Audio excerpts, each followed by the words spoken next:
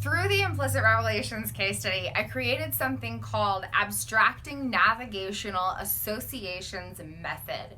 And just like all of my techniques, modalities, concepts, diagrams, practices, and journeys, these are ways to understand, unveil, discuss, explore, uncover, dive deep into new insights about the body-mind, and then to evolve and expand and rewire and reconstruct and recreate and remold and reformulate the body-mind, which then adjusts how consciousness is encountering its own self and the human experience from the inside out. So understanding and evolving or expanding or transforming body-mind structures while reunifying with parts of the self, reconnecting with parts of the self, liberating and expanding these aspects of self-essence. And so all of my different concepts have that same core theme involved, especially exploring unconscious memories and the navigational patterns and regulatory protocols of the body-mind and their correlation with how they exist and operate in relation with the internal needs of attachment systems at the foundation of the body-mind, and the distinction between all of that and the essence of self as divine consciousness. So, abstracting Navigational Associations Method. Basically, it's utilizing social self-engagement practices in juncture or simultaneously with activating abstract associations of experiential elements, and then it reconstructs all associated data in the navigational patterns of the body-mind without looking directly at that information. And that's been really useful for me because I was able to reconstruct trillions of networks in my body-mind even when I could not remember my entire life. And so you don't have to look directly at the information in the body-mind or the experiences that have created them or the memory data that's a part of them in order to re-sculpt them. And then social self-engagement practices are so amazing because you're practicing loving presence, self-attunement, and the fulfillment of attachment needs while nourishing these relationships between parts of the self. And that reconstructs all the navigational patterns in the body-mind, reconstructs trillions of energetic pathways carrying memory data, including unconscious memories from your whole life, and all of the navigational patterns that affect the way you associate with yourself and components of reality and everything, even without looking directly at that information. And it does it even more effectively because you're working directly with the foundation of the body-mind because you're working with attachment systems. Okay, so abstracting Navigational Associations Method is a way to practice social self-engagement to rewire all of the correlations of abstract associations of experiential elements throughout the navigational patterns of the body-mind. But we cannot understand what that really means until we understand how the body-mind stores information of all of these abstract associations of experiential elements. Until we understand that, we don't really understand the power of what it means to rewire that information, okay? And so before we even dive into the method of abstracting navigational associations, we need to understand what it means to even explore the abstract associations in these navigational patterns, okay? And this is really beautiful and profound in like so many ways because like the more I dive into it, the more mind blown I am. And even just exploring the concept and using mindfulness to practice deeper loving presence or expanded awareness is a powerful step, even if you don't dive deeper into the actual methods of these concepts. Just exploring how the body-mind stores abstract associations of experiential elements in its navigational patterns and expanding awareness about these concepts can really, really just be like a powerful step in any journey, okay? So it's like mind-blowing. It's like really, really incredibly mind-blowing. Okay, so let's look at abstract associations of experiential elements. We'll start with the senses. So everything that you have ever seen, everything you've ever tasted, everything you've ever touched, everything you've ever heard, everything you've ever felt, emotionally or somatically, every word you've ever heard or seen or written or spoken, every color, every shape, every object, every animal, every plant, every type of food, every brand, every, like literally everything. And then it gets so specific and complex, okay? So we'll just play and explore some different angles of this. So firstly, when you eat a bite of something, how can you tell what you're eating? Let's say that you close your eyes and someone else prepared this food and you have no idea what it is. And they're gonna put a bite in your mouth and you're supposed to guess what it is, okay? And so they put this food in your mouth, and maybe as it's approaching, you smell something. You smell a part of it. And that starts to get the activation of abstract associations of experiential elements in the body-mind's navigational patterns churning, right? It kind of starts to put some feelers into that data. Because stimulus comes in and activates associations so that the navigation of the body-mind can project an interpretation of personal experience for consciousness, right? And so the food's like approaching you and you smell it. And maybe that starts to get the activation going because like 70 or 80%, like 70% of taste is like smell, actually. And so then the food's approaching your mouth and you smell it, and then the food goes into your mouth, and there's a few different things that happen. There's the texture of it that you can feel on your tongue. There's the taste of it that you can feel on your tongue. There's the sensation of chewing that you can feel as your teeth come down. You know, is it soft and squishy, or is it really like gnarly and chewy, or is it crunchy, or is it, you know, liquid? Is it solid? Is it somewhere in between? And the activation of this stimulus the stimulus activating all of the associations of related data in the body-mind is then like helping to create this navigational interpretation of reality. And so then you're eating that food, and how can you tell the difference between an overripe banana and an underripe banana and a perfectly ripe banana? Subtle differences in the chewiness and the taste of it. An overripe banana is a little bit softer. An overripe banana is a little softer, and an underripe banana is a little bit harder, a little more chewy. And there's a different level of the sweetness. And so then you have these ways of describing the abstract associations of experiential elements, because these certain types of stimulus are then correlating with descriptive words. And all of this is coming from the navigational patterns of the body-mind that are carrying these abstract associations of experiential elements, okay?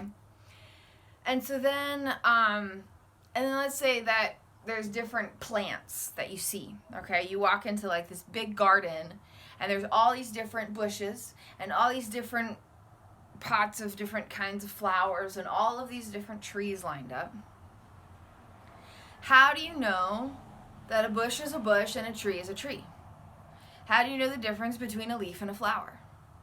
It's because of all the abstract associations of experiential elements that are stored in the body-mind that are assisting consciousness to navigate the human experience. And then there's the differentiations of color and shapes and sizes. Like we know that, you know, certain types of flowers are bigger than others. Certain types of trees are bigger than others. Certain types of bushes are bigger than others.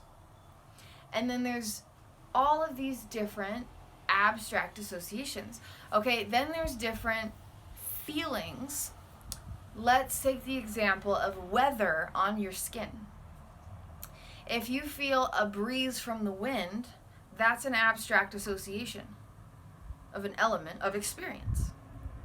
If you feel the sun on your skin, that's an abstract association of an experiential element. If you feel rain falling from the sky, abstract association of an experiential element. And so there's all these little tiny, right, elements. All the different foods you've ever eaten, all of the different things you've ever seen, all of the different places you've ever been. Okay? If you go somewhere and you're walking down a street or you're driving down a road, the body mind is recording information of every abstract association of the elements of experience. And then if maybe like 10 years later you're back on that road but you haven't been there since, the body mind is going to activate the data from 10 years ago to navigate that moment. Even if you don't consciously remember being there, the body mind will remember how it felt and how it moved and the spaces that it was experiencing feelings and movements in. Okay, and so another one is a ceiling fan. If there's a fan on a ceiling in a house, the way that the air will feel from that type of fan is different from the way that a self-standing fan will feel. And those will feel different than a breeze on your skin.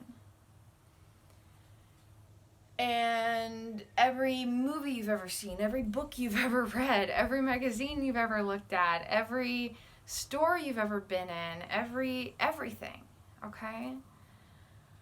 And then there's all of the individual aspects of them, okay?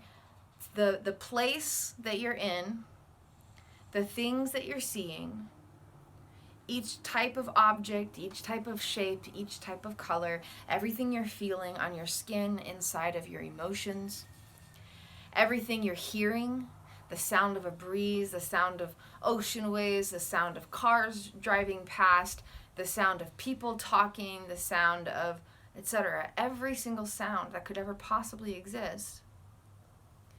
Everything you've ever tasted, everything you've ever felt, everything you've ever smelled, everything you've ever heard, everything you've ever seen, everything you've ever sensed in any capacity. Okay? And then it gets so specific, like cereal. The body mind will remember the way it felt and the way it moved as it ate every kind of cereal that it's ever eaten. And the body mind can differentiate these things, even when the conscious mind can't. Even when the conscious mind doesn't even see why it would be important to differentiate things. Okay?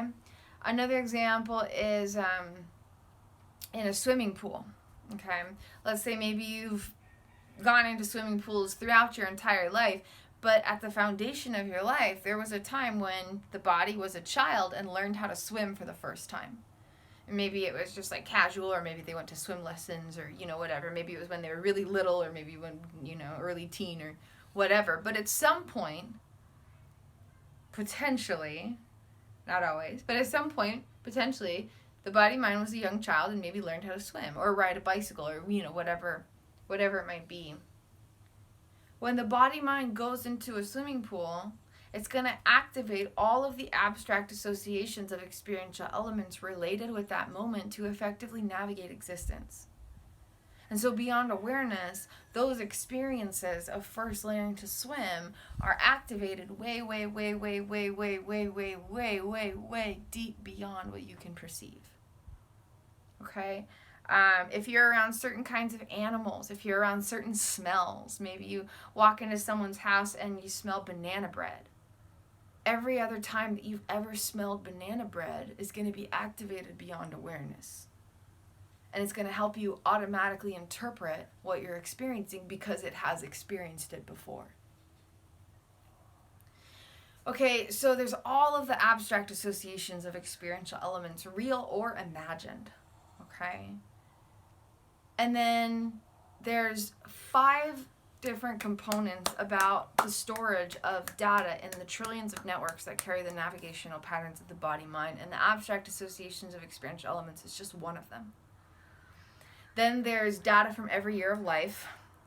And so the way that the body-mind gathered data about seeing certain types of plants, for example, is different between ages like 2 and 4, and 5 and 7, and 8 and 9, and 10 and 12.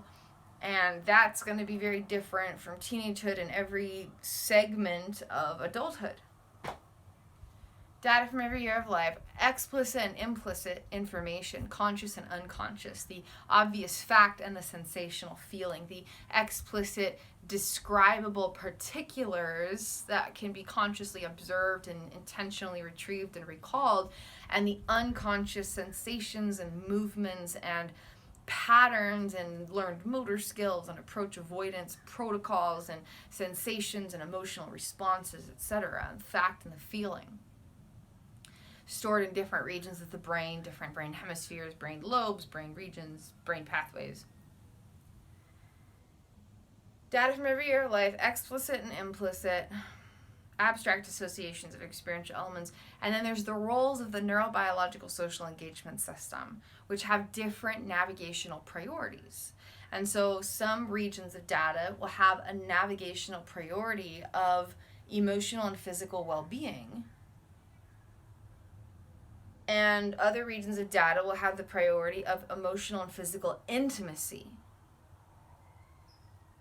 And how these different priorities and roles, there's over a dozen of them, those are just some examples, how they're able to have their own information and then connect with all the other information will affect life very dramatically, but beyond awareness. And then the fifth one, and this is all stuff I've explored through my Implicit Revelations Case Study. The fifth one is how the self associates with the self according to body-mind data beyond awareness. And then how the data of those self-associations then associate with every component of reality. So you have associations of the self within the self, and then all of those abstract associations of experiential elements we talked about are like orbiting around that, okay? And then there's data from every year of life, and there's explicit and implicit elements, and there's all the different roles of the neurobiological social engagement system. But all of that directly comes back to how the body-mind associates with its own self. How the self associates with the self according to the navigational patterns of the body-mind. According to the navigational patterns of the body-mind. So those are the 5 components that kind of go into the navigational patterns of the body-mind. And so in the healing journey of loving liberation, we might want to reorganize or rewrite or reconstruct some of this data. Maybe there's an implicit health challenge that needs to be resolved. Maybe the body-mind is navigating and regulating life differently in different situations. Maybe the self is going through a transition of personal self-associations, like through a spiritual awakening. Maybe there's a desire to expand into a particular goal or potential, and the body-mind needs to get some updates of its data in order to have the potential for that expansion.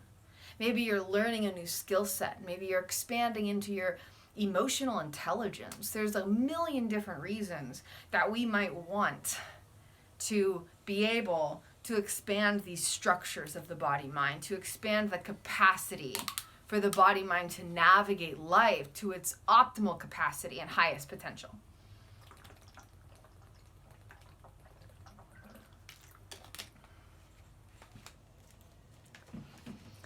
And there's also structures of beliefs and what you believe about who you are, what you believe about what is possible, what you believe about all these abstract associations of experiential elements, what you believe about certain situations. You know, this happened, so it must mean this, those meaning-making associations.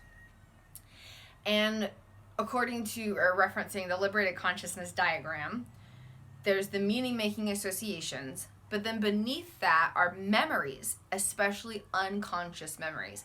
And they carry these patterns of feeling and movement that are affecting our instinctive emotions and behaviors, habits, decision-making, approach avoidance tendencies, all of it which is a big part. How the body mind thinks and feels and moves is a big part of the human experience. So it affects every moment of life, whether we know it or not. And then beneath that is attachment well-being, and that's really at the foundation of all of it. Okay, so no matter who we are, where we're at, or what our goal is, it kind of comes down to we want to upgrade the content of these navigational patterns. We want to expand the connectivity of all of that content. We want to update, upgrade, improve, and expand the well-being of these navigational patterns of the body-mind. We want the body-mind to navigate life better, to feel better, to make better choices, to have better habits, to have more capacity to be in loving presence, have more capacity to feel the fullness of each moment of life. And then in that process, we also want to have the miracle of self-reunification. We want to have a deeper connection with our own beings. We want to have a deeper unity of mind, body, spirit. We want to have deeper connection with all these parts of ourselves. We want to be connected with our inner child. We want to be connected with the self who is in a present moment. We want all the parts of ourselves who have been in past experiences to be liberated and not be trapped in any of those unprocessed emotions or incomplete action patterns, and to be in a greater sense of connection with all of the other parts of the self here and now to consciously influence realities from the inside out, rather than being unconsciously subjected to automations of them. And so whether we're, looking to shift habits and improve our approach avoidance tendencies or decision-making tendencies and abilities, whether we're trying to break an old habit or start a new habit, whether we're trying to learn new information or a new skill set, whether we're trying to expand our capacity to be in emotional attunement with ourselves or others, even just being able to feel our own emotions, or to have a healthy style of emotional connection with other people, a greater emotional intelligence, to be able to understand the emotions of ourselves and other people without over-identifying with them or being too ostracized from them. Whether we're trying to, resolve an implicit health challenge, whether that's, issues with anxiety, depression, eating, obsessive compulsions, traumatic response, the list goes on and on, psychosis-styled experiences, dissociation, insomnia. There's a million different possibilities. No matter who we are, where we're at, there's a lot of different reasons we might have this desire to shapeshift these navigational patterns.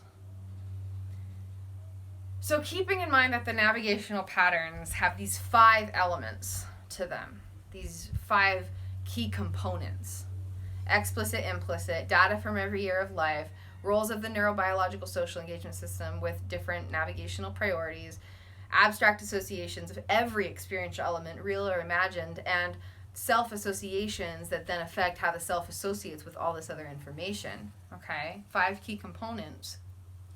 How do we reconstruct all of it simultaneously without looking at any of its information? That's a pretty fun question, right? How can you rewire all of this? The way the self associates with the self, how the self naturally associates with all components of reality, all the different roles of the neurobiological social engagement, all the different navigational roles of the body-mind, data from every year of life since infancy, toddlerhood, early childhood, up until last week, and everything in between. Explicit and implicit information, conscious and unconscious information, the fact and the feeling, data of certain components of all of this, but stored in different regions of the brain for different reasons, right? How can we rewire all of it simultaneously, effectively, and in an enjoyable way, without looking directly at any of its information or any of the past experiences that created them? That's a pretty fun question, right? That's a pretty fun question. And then it can be fun too, because maybe you have something very specific you do want to reconstruct. Maybe you're not needing to reconstruct all of it. That would just be like a plus on the side, but maybe there's something very specific you want to reconstruct. Maybe there's data from 1 year of life, like age 7, that you want to rewire and reconnect with. Maybe there's data in relation with a very specific aspect of how the self associates with the self or components of reality. Maybe there's a specific region of the neurobiological social engagement system or a specific role of navigation, like emotional well-being, for example. Maybe there's a specific region of implicit connectivity. And then that also gets really interesting, because with the implicit unconscious memories, there's also the abstract associations of experiential elements. Every single piece. And so, for example, if there is a traumatic experience, the experience wasn't processed as a whole experience. There was this sensation, the sight of this object, the emotional response in this moment, the physical response in this moment, these unprocessed sensations, these incomplete action patterns, the sound of this thing happening, the sight of these objects, the sight of this place, the orientation in this location. There's all of these abstract associations, and what happens is when there's any type of stress response, none of that data gets connected, and it's all just like floating around in relation with stress responses. And then you see or hear or feel something that activates that information, and instead of it being a part of this story that's complete and part of the past, there's just this one abstract association with a stress response that gets activated on its own and then projected into navigation.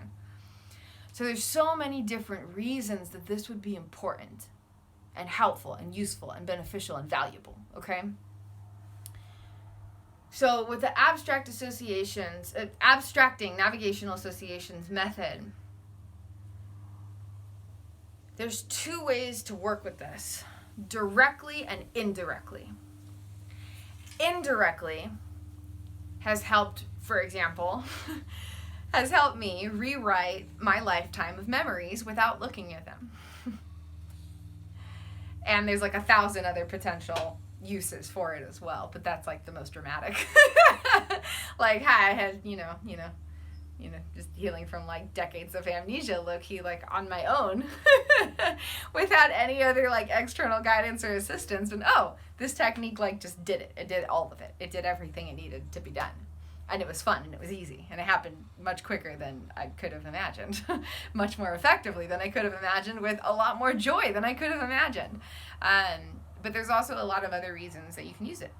So indirectly is when you do not focus on a specific association, abstract association of an experiential element, but you allow the process to upgrade the content, expand the connectivity, and reunify self aspects throughout all of that data, without being intentional about what regions are being activated. And with that method, you are just maneuvering everyday moments, practicing the indirect technique of abstracting Navigational Association Method, which is basically just a social self-engagement practice.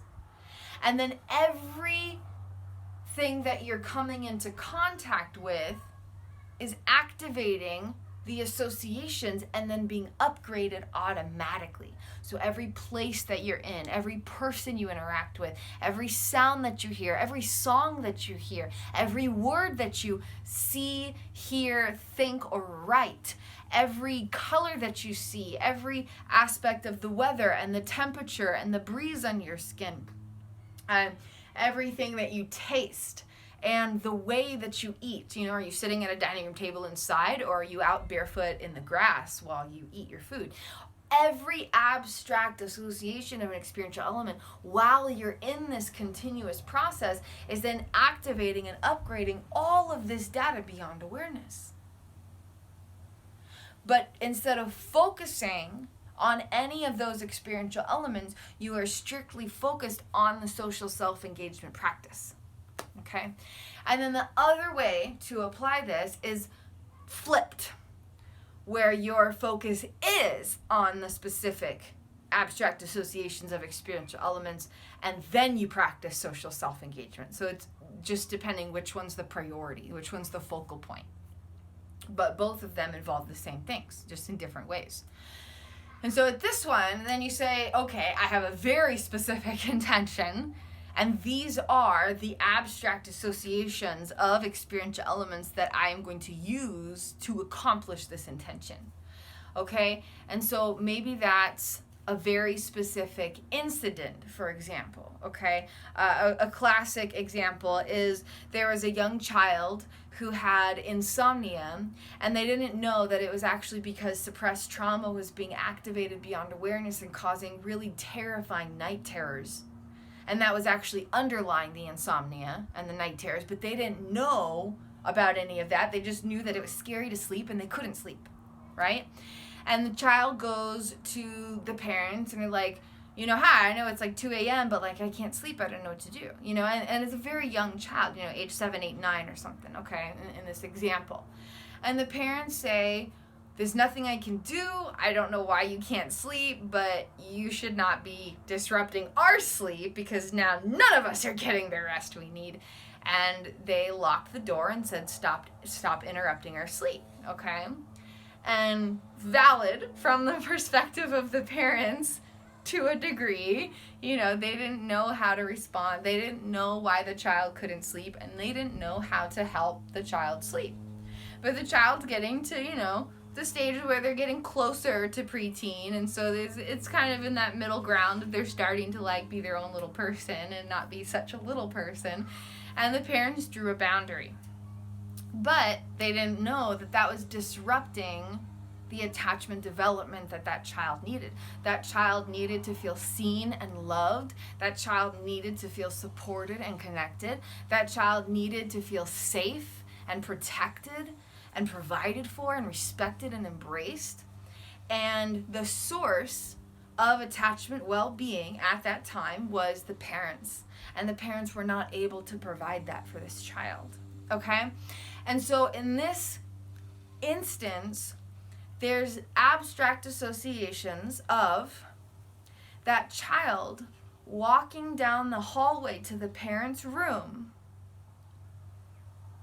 and wanting to knock on the door because they're trying to seek the fulfillment of their attachment needs, but then not being able to knock because they were told not to by that source. Okay? And so there's this unprocessed emotion and incomplete action pattern from childhood, where, in this example, this child was experiencing insomnia and night terrors, and they would walk down the hallway towards their parents' bedroom, trying to receive the fulfillment of their attachment needs, to be comforted or whatever, supported, loved, seen, a felt sense of just being safe and protected and secure in that moment, embraced. And they were, parents, very upset that they got woken up and were like, stop it, I don't care if you can't sleep, do not interrupt our sleep just because you can't sleep. That's not our problem. We have nothing to, we don't know how to help you. And they locked the door and said, don't interrupt our sleep anymore. But the insomnia and night terrors kept happening, and the child had no other source of attachment need fulfillment. And so the child would repeatedly, every night, walk down that hall and kind of stand in front of that door, wanting to knock but not being able to. Okay? And so that created this abstract data that had content of unfulfilled attachment needs, and it didn't have connections with everything else because it had these unprocessed emotions, these incomplete action patterns, okay? And of course, this is just one of like billions of examples, right? Like any moment, like getting lost in a store for 5 minutes, getting swept out into the ocean. If you're at the beach as a child and the water starts to carry you out, but then an adult comes and catches you, those moments, those nanoseconds, okay? Someone, a peer, when you were a child, said something really mean or nasty. You got, excluded from something that you really wanted to be included in. Like, there's so many different examples, and this continues into adulthood. This isn't just childhood. Any moment of unfulfilled attachment needs, any moment where the explicit and implicit pieces aren't being connected, any moment where the roles of the neurobiological social engagement system are not operating in harmony. You know, they have data that doesn't have the same types of navigation.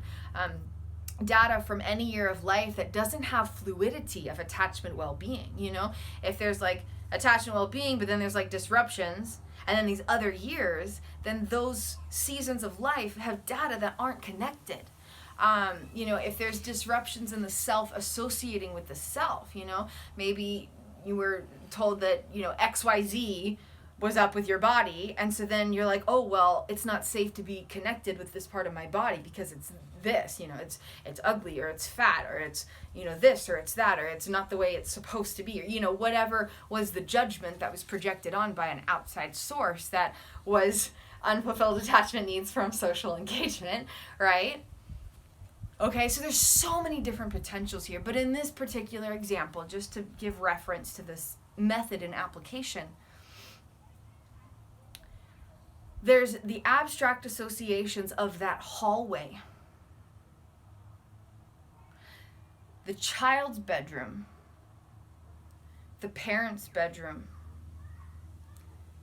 and the child, the self associating with the self. And so you can work with a visual of that hallway without actually bringing up the surrounding story, for example. Okay? And so if you say, let's just imagine that hallway from when you were, 7, 8, 9 years old, however old this child was. There were a lot of other experiences probably that happened in that same hallway. And so you don't have to go to the specific story of that particular scenario, but you can affect it profoundly. And so if you just bring up that hallway, but you don't bring up the fact that there was like all these night terrors and this insomnia and this rejection and being scolded by the parents and them locking the door on you, and like you don't bring that up because that's a lot to deal with, but you just bring up the visual of that hallway and nothing else. And then you practice a style of social self-engagement. And there's hundreds and thousands of different ways to do that.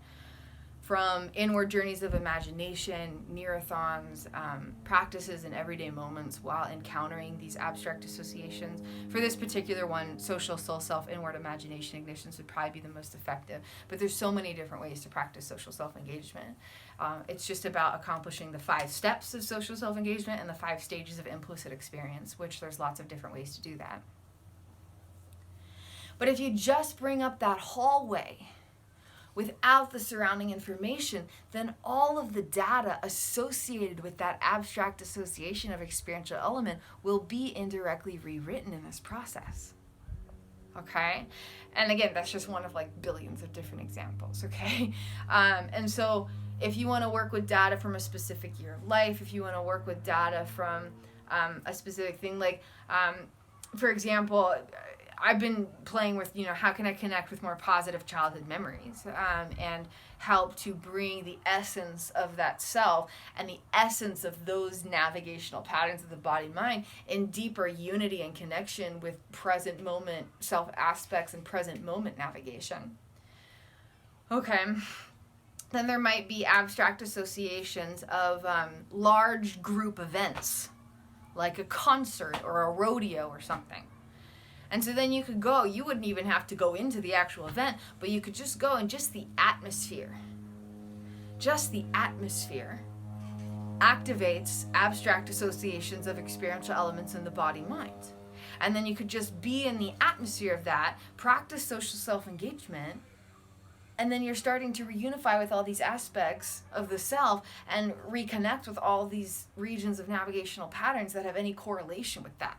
And so maybe childhood memories of when you used to go to fun live events on occasion, rodeos or concerts or whatever it might have been, community events or citywide, like local, parties or whatever it might have been. even if you can't remember those experiences, the essence of those navigational patterns and the essence of those parts of the self start to have greater connection, because you activated the abstract associations of experiential elements and then practiced social self-engagement.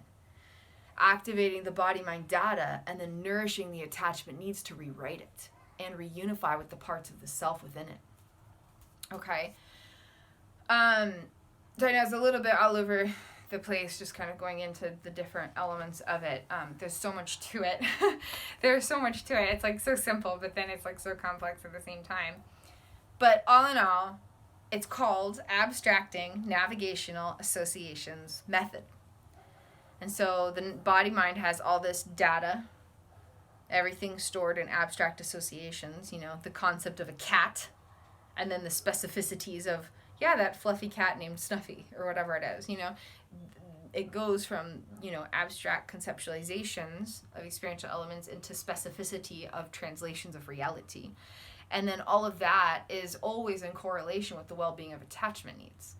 And so, for example, if going to, you know, and just in this one example, of course, you know, going to concerts and rodeos as a young child held a strong sense of attachment and fulfillment. You felt very seen, very loved, very celebrated, very safe, very protected, very provided for, very supported and connected. Maybe you were with people you really loved and you got to have treats and you had a whole lot of fun, and, you know, you were well taken care of before, during, and after, and it was just a profound experience of deep attachment and fulfillment, right?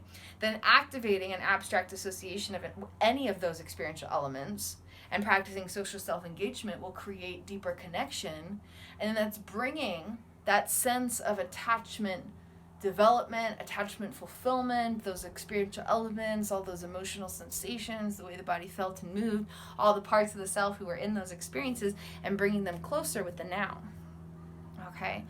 And so from a deep personal level, this exact method is what I've been using since before I can remember. And this has helped with everything from the earlier days of the Implicit Revelations Case Study of uncovering, and again, for those who don't necessarily know my journey, everything that I've been doing has been on my own. And I'm really grateful for the opportunity to show what's possible for a self-healing journey of expansion. You know, so many times we can get very dependent on, well, I need this person because they're the only one who can guide me through this, or I need this resource because they're the only one who can show me how to do this, and if it's just me, I don't know how I'm ever going to make it through this. I don't know how I'm ever going to transform this. I don't know how I'm ever going to heal this. I don't know how I'm ever going to move beyond this. I don't know how I'm ever going to feel connected with myself again. And so I'm grateful for the opportunity that I've had to grow and evolve in these miraculous ways, because I'm grateful to be a living demonstration of what is possible. Okay? And so this exact technique that I've developed, again, everything that I've been doing in my personal healing journey and through my Implicit Revelations Case Study that's led to all of the offerings that I share in my business now, through Sacred Soul Sessions, connecting personally with me, and through content creations, playbooks, videos, programs, courses, practices, so many amazing things. All of it has been completely on my own. And it's been just the most mind-blowing journey, which I mostly don't remember. But that's just fun to laugh at. No, but seriously, from the earlier days of the Implicit Revelations of uncovering suppressed childhood trauma that was at the core of decades of gradually intensifying health challenges that led to just being completely consumed by them, okay? Uncovering through self-taught self-hypnosis, uncovering the abstract associations of experiential elements of this suppressed childhood trauma that had created so many different unique aspects of neurodevelopment that had led to so many different disruptions of navigation and regulation and independent activation of, you know, divergently developed memory centers and all of this stuff. Uncovering and rewriting it, re-sculpting it, completing it, okay, all the way to resolving all of the hundreds of different health challenges from intense brain hemispheric disconnectivity and dysregulation, mind-body disconnect, helping dozens of age-regressive states of consciousness complete the halted stages of neurodevelopment that have resulted from that suppressed childhood trauma. All of the different, stuff that had developed in the decades since then because of that original, disruption of attachment development and everything, all the way to having, completed that. But then during all of that healing, the brain and the body could not create new conscious memories. Everything was being processed as traumatic stress fragments just because of the state of brain-body activity. New conscious memories were not being created, and the body-mind was remembering unconsciously how it felt and how it moved in association with all of the pain that was happening. And so then I couldn't remember any of my life, and I couldn't create new memories in relation with the self because there was no sense of self. Okay? And so the whole process of resculpting a sense of self and recovering and rewriting and reorganizing memories from my entire life and reconnecting with positive childhood memories and helping to have greater connection with those parts of the self and those types of navigation in the body-mind, all of that utilize this exact technique, abstracting Navigational Associations Method, that uses social self-engagement practices. And so when I was in places that, the body-mind technically had decades of memory in, places that the body-mind was in during a child and had been in through the last several years, but none of those memories were accessible, just being in that location, practicing social self-engagement was helping reorganize all that data beyond awareness. And different abstract associations of experiential elements, like the swimming pool example, for example. Just going swimming and being consciously present with each experiential element, practicing social self-engagement, and then allowing for the connection of these different aspects of navigational patterns, allowing for the reconnection of all these aspects of the self. From the childhood self who, is maybe like just a few years old and had like the little inflatable arm things strapped to it. I don't know what they're called.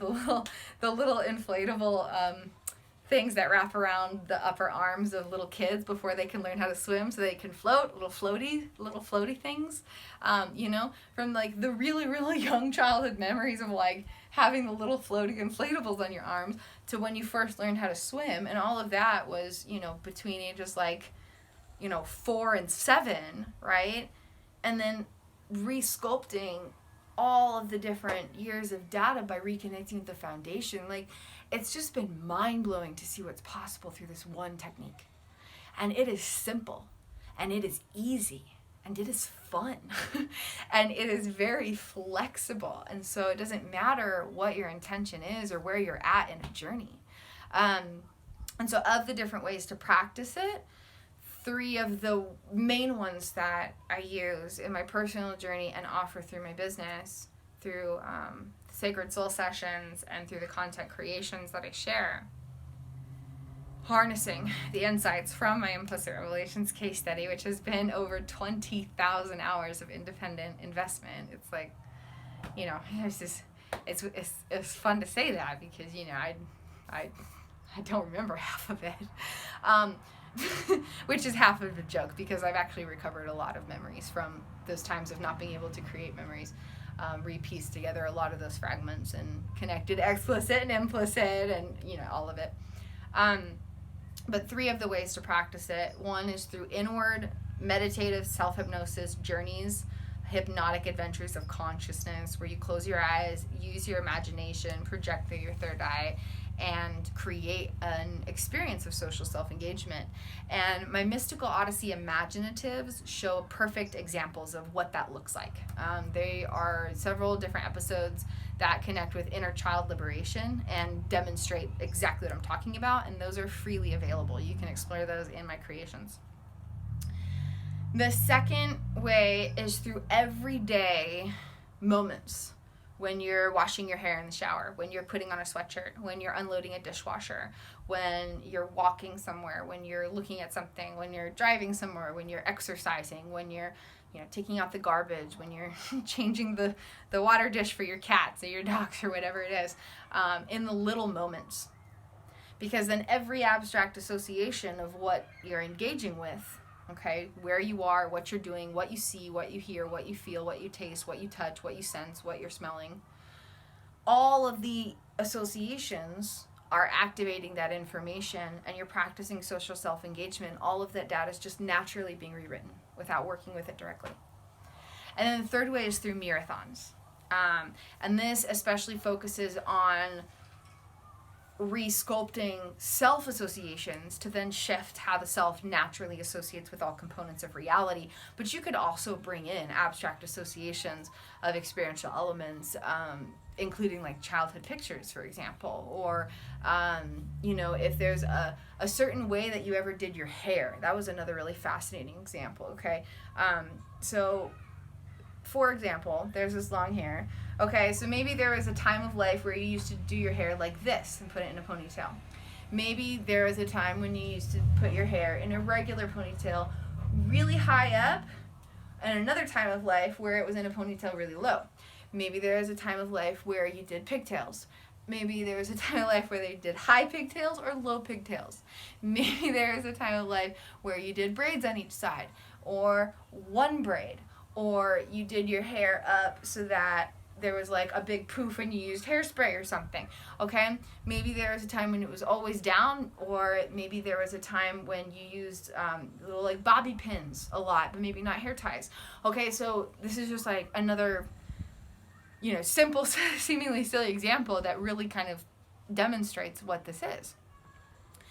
Okay, so then when you go and you do that either intentionally or automatically, if you're in a marathon and you're seeing yourself in these styles of your hair being done, the abstract association of seeing and feeling your hair being done in that way will connect with all those different times of life when you used to do your hair that way. And it's going to rewrite data from that time period of life. Okay, because remember, data from every year of life was one of the ways that all this information is organized. So if you use the abstract association of an experiential element of your hair being done in a certain way in a marathon, then data from that whole year of life will actually be amplified, the content resculpted in relation with attachment well-being, that information having greater connection with everything else, and the parts of the self from those experiences having deeper connection with parts of the self who are here now in a totality of the unified self.